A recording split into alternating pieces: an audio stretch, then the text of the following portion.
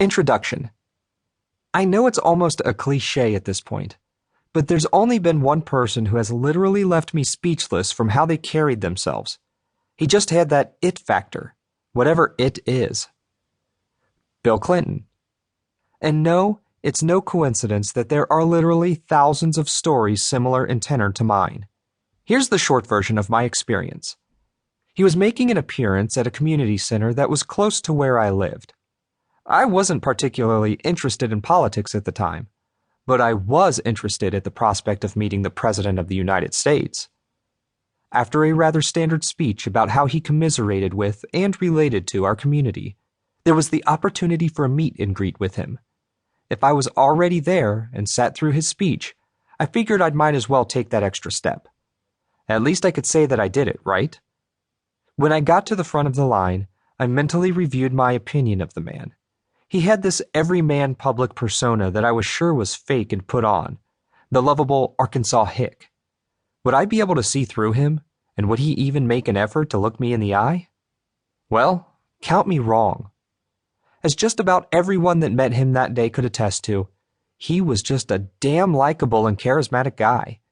Something about him made you feel like you could grab a beer with him, and when I discovered that he had played his saxophone on Saturday Night Live during his election push, it made me feel like we could be buddies. Geez, was that the power of charisma? It's hard to describe exactly what he did, but I can describe how it made me feel. Even when he was surrounded by at least 11 handlers, 12 bodyguards, and countless rabid fans, he made it seem like I was his sole focus. He pretty much ignored everyone else while I was in front of him, made strong eye contact throughout, and asked questions about my life that weren't the normal, boring interview questions. He gave me sticky eyes that made it seem like he was engrossed in me. And what's more, he actually seemed to care about the answers I gave and asked questions to go deeper. I thought it would be obvious that he would be preoccupied and only there physically, while mentally he was focused on foreign policy or something similar. But he seemed to have genuine fascination with my life. When I said something he agreed with, he nodded his head vigorously and laughed. Did he really want to know about my dog, family, and favorite class in school? Probably not, but the empathy he emanated told me otherwise.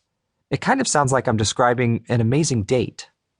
These are the traits that most people don't fully utilize in our daily life, but the President of the United States, the singular most powerful person in the Western world making such an effort to care?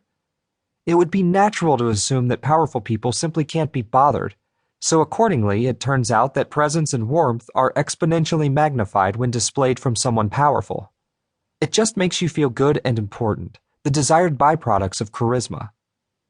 Much of what creates a feeling of charisma happens in the mind of the recipient, and there are many ways that you can emulate the presence, warmth, and power of a U.S. president.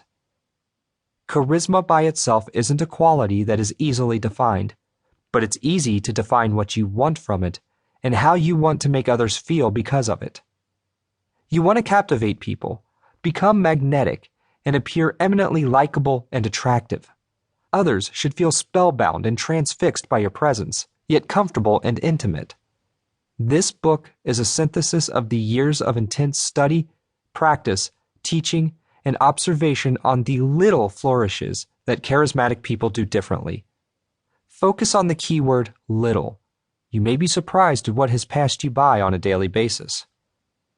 Everyday charisma is how you find your own version of charismatic presence that makes people stand up and take notice.